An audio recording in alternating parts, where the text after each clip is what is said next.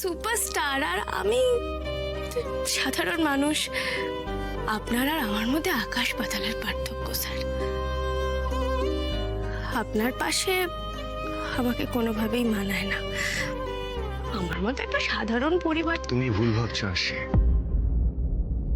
আমি মানুষের স্ট্যাটাস দেখে ভালোবাসি না।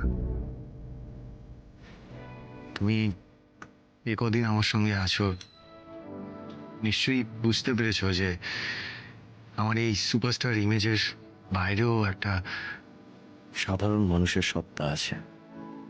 আর আজ সেই মানুষটা খুব যন্ত্রণায় আছে। আর আজকের এই ঘটনাটার পর বুঝতে পেরে গেছি যে ভালোবাসলে শুধু আঘাত পেতে হয়। আমি জীবনে দুবার ভালোবেসেছি আশি, দুবারই আঘাত পেয়েছি।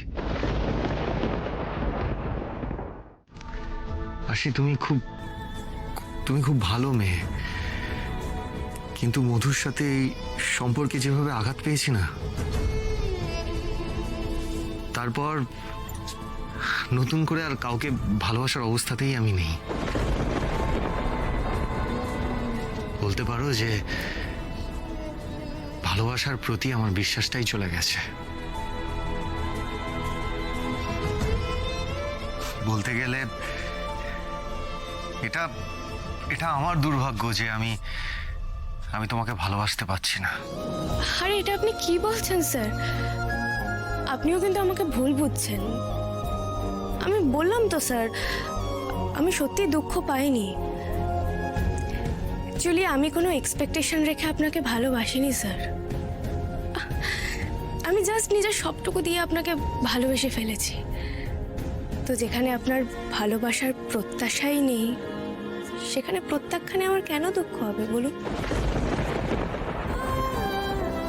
স্যার আপনি এমনিতেই অনেক যন্ত্রণায় আছেন, আমাকে দুঃখ দিয়েছেন বলে প্লিজ নিজের যন্ত্রণা আর বাড়াবেন না। আপনার কষ্ট হলে যে আমারও কষ্ট হয় স্যার। আসলে আপনাকে নিয়ে না আমার বড্ড চিন্তা হয়।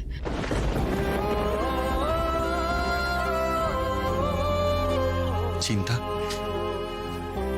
আমাকে নিয়ে চিন্তা কেন হয় আশি? চিন্তা হয় কারণ আপনি তো একজন শিল্পী মানুষ স্যার।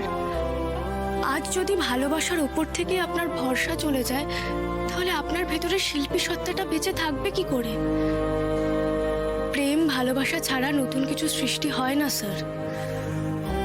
আপনার যদি সেই প্রেমের ওপর থেকেই বিশ্বাস চলে যায়, তাহলে নতুন নতুন শিল্প সৃষ্টি হবে কি করে?